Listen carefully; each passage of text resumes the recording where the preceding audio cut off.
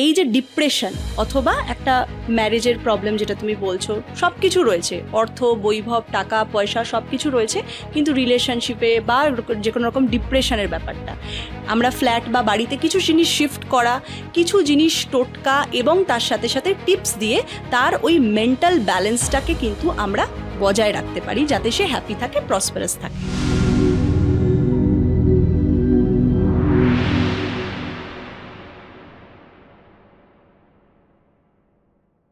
আমি একটা খুব কমন প্রবলেম জিজ্ঞেস করছি, কারণ বহু মানুষের একটা সমস্যা যে ঘরে অর্থ আছে, সব কিছু ঠিকঠাক, সম্পর্কটা ঠিক নেই, সেখান থেকে সে ডিপ্রেশনে চলে যাচ্ছে, তার মধ্যে সাইকোলজিক্যাল ডিসঅর্ডার হচ্ছে। বিশেষ করে এখনকার দিনে মহিলারা এই ধরনের সমস্যা অনেক বেশি ফেস করছে, যাদের নতুন বিয়ে হচ্ছে বা ইত্যাদি, যে বিয়ের আগে অবধি সব কিছু ঠিক ছিল, ইভেন বিয়ের পরেও পরিস্থিতির হিসাবে ঠিক আছে, হাজব্যান্ডের আর্নিং ভালো, সমাজের হয়তো প্রতিপত্তিবান একজন মানুষ, কিন্তু তার নিজস্ব সম্পর্কটা ঠিক নেই।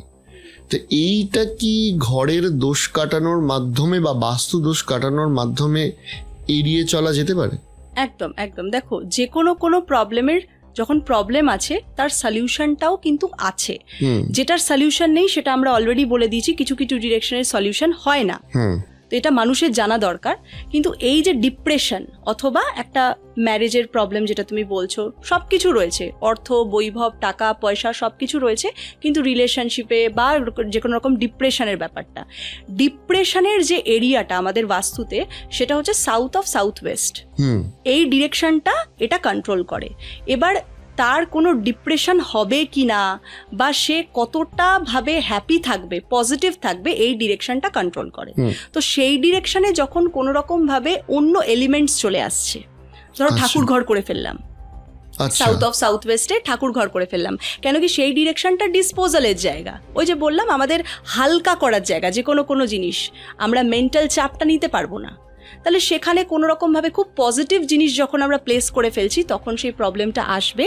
এবং আমরা বাস্তুর কিছু শিফটিং, আমরা ফ্ল্যাট বা বাড়িতে কিছু জিনিস শিফট করা, কিছু জিনিস টোটকা এবং তার সাথে সাথে টিপস দিয়ে তার ওই মেন্টাল ব্যালেন্সটাকে কিন্তু আমরা বজায় রাখতে পারি, যাতে সে হ্যাপি থাকে, প্রসপারাস থাকে। Last but the not list, একটা খুব গুরুত্বপূর্ণ কিন্তু চোখে পড়ে না, এই আমি অনেককে শুনেছি জলের ট্যাঙ্ক আর সেপটিক ট্যাঙ্ক কোথায় করব এটা নিয়ে বিশাল চিন্তিত। তো বেসিক্যালি এটা কোথায় করা উচিত? ছাতের ওপরে যদি কোনো জলের ট্যাঙ্ক হয়, সেটা আমরা বলি সাউথ অথবা ওয়েস্টের ডিরেকশন অথবা নর্থ ওয়েস্টের ডিরেকশনে ভালো। ওকে, মানে ছাদের মধ্যে ছাদটা খোলা পেয়ে যাচ্ছে সে যেদিকে খুশি। আর যদি সেপটিক ট্যাঙ্ক হয় তাহলে আমরা বলবো সাউথ অফ সাউথ ওয়েস্টের দিকে করাটা ভালো। আরেকটা যে ট্যাঙ্কের ডিরেকশন হয় সেটা হচ্ছে underground water tank. Underground water tank আমরা সবসময় বলি যে নর্থ অফ নর্থ ইস্ট, মানে নর্থ ইস্টে কিন্তু না, নর্থ অফ নর্থ ইস্ট এবং তার সাথে সাথে ইস্ট অফ নর্থ ইস্ট, মানে এটা একটা পার্টিকুলার ডিরেকশন বললাম। কেন কি সেখানটায় ওয়াটার এলিমেন্টটা রয়েছে। আমি ওই যে ভিডিওর প্রথমে বলেছিলাম যে নর্থের দিকটা হচ্ছে ওয়াটারের জায়গা, তো ওই ডিরেকশনের কিছু সাব ডিরেকশনস রয়েছে। পার্টিকুলারলি যদি আমরা ওই ডিরেকশনটাতে ওয়াটারের ব্যবস্থাটা করি তাহলে ভালো, কিন্তু অবশ্যই ওভারহেড ট্যাঙ্কটা যেন নর্থ ইস্টের ওপরে না হয়। আচ্ছা, আর একটা হচ্ছে ঘরে ঢোকার মুখে অনেকে জুতো রাখে, এই জুতোর র্যাকটা কোথায় করা উচিত? আমি এটা নিয়ে বলবো, এটাও একটা মিথ। কিন্তু মানে অনেকে বলবে দেখো মন্দিরের বাইরেও তো আমরা জুতোটা খুলে ঢুকছি, তাহলে এটাতে কি প্রবলেম হচ্ছে? কোনো প্রবলেম হচ্ছে না, কেন কি মন্দিরে একটা হিউজ পজিটিভ এনার্জির একটা ভান্ডার, তো সেখানেই দরজার বাইরে জুতোটা রাখাই ভালো। অনেকে দেখবে আবার দরজার ভেতরে ব্যবস্থা করে। আমি আউটসাইড থেকে যে নেগেটিভিটিটা নিয়ে আসছি সেটা বাইরে ছেড়ে ভেতরে পজিটিভ জায়গায় ঢুকছি, তো দরজার বাইরে জুতোটা রাখা কোনো খারাপ কিছু নয়।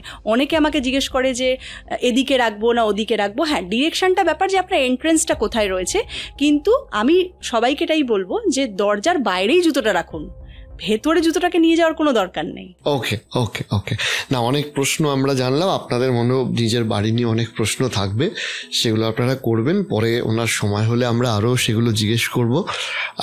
খুব ইন্টারেস্টিং লাগলো এবং আমি আশা করব যে মানুষকে গাইড করার সাথে সাথে আপনারও এই যে জার্নি সেই জার্নিটা আরো আরো আরো বেটার হোক। তবে শেষ করার আগে আমি জিজ্ঞাসা করি যে আপনি যদি একটু বলেন যে এই বাস্তুর প্রতি আপনার ইন্টারেস্টটা কি করে জাগলো বা আপনি কিভাবে এলেন?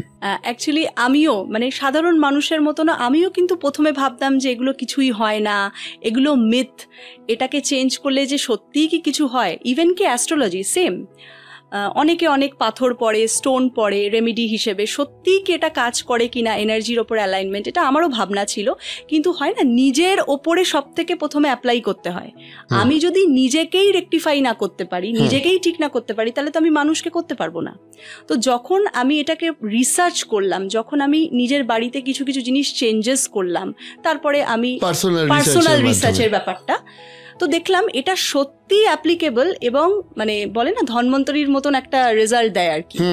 তো সেটা কিন্তু সত্যি, মানে সেখান থেকেই আমার জার্নিটা স্টার্ট, যে সত্যিই কি এটা চেঞ্জ করছে, নিজের ওপর অ্যাপ্লাই করা, অ্যাস্ট্রোলজির দশাগুলো দেখা এবং কবে কি ইভেন্টস হচ্ছে মানুষের উপর আস্তে আস্তে আস্তে আস্তে, এবং এইভাবেই মানুষকে এবং মানুষের ফিডব্যাক সব থেকে প্রথমে, যে যখন আমি শুরু করলাম আমার জার্নিটা দেখা শুরু করলাম, মানুষের এত ভালো ফিডব্যাক পেলাম, মানুষ পছন্দ করলো এবং তাদের কাজ হচ্ছে। মানে একটা কিছু চেঞ্জেস করার পরে আমাকে তো এটাও দেখতে হবে যে আমি বলে দিলাম আর বেরিয়ে গেলাম হবে না, আমি যে চেঞ্জেসটা তাকে বললাম তাকে রেজাল্টও পেতে হবে। একটা বাচ্চা, একজনের মা এসেছিলেন, তিনি বললেন যে কনসেন্ট্রেশন করে না, তো একটা রেমেডি করার পরে এই যে 6 মাস পরে ম্যাম এখন একদম মানে ও যে খেলতো বা ও যে এই যে ব্যাপারটা মানে শুধু খেলাই করছে, পড়াশুনোতে একদমই মন দিচ্ছে না, পড়াশুনোটাও ইম্পর্টেন্ট, সে খেলাতে করতেই পারে, সেটা আলাদা টপিক, কিন্তু এই যে ব্যাপারটা কনসেন্ট্রেশনের ব্যাপারটা, যেটাই করছে ভালো করে করুক, ওর একটা প্রবলেম ছিল কনসেন্ট্রেশনের প্রবলেম, তো এগুলো কিন্তু সর্ট হয়েছে মানুষের। তো এইটাই আমাকে ইন্সপায়ার করছে, মানুষের ভালোবাসা এবং মানুষের রেজাল্ট। কেন কি আমি মনে করি যে মানুষ যদি উপকৃত না হয়, মানুষ যদি রেজাল্টটা না পায়, তাহলে কিন্তু প্রকৃত বাস্তু বা প্রকৃত অ্যাস্ট্রোলজি বিদ্যার কোনো রকম ইম্পর্টেন্স নেই। যদি মানুষ রেজাল্ট পায়, যদি মানুষ প্রকৃতভাবে সেটার লাভ, আমাদের কাছে শাস্ত্রটা রয়েছে সেটার বেনিফিটটা পাওয়ার জন্য, তো সেই বেনিফিটটা যখন আমি দিতে পাচ্ছি, তারা রেজাল্ট পাচ্ছে, তবেই কিন্তু তারা উপকৃত হবে।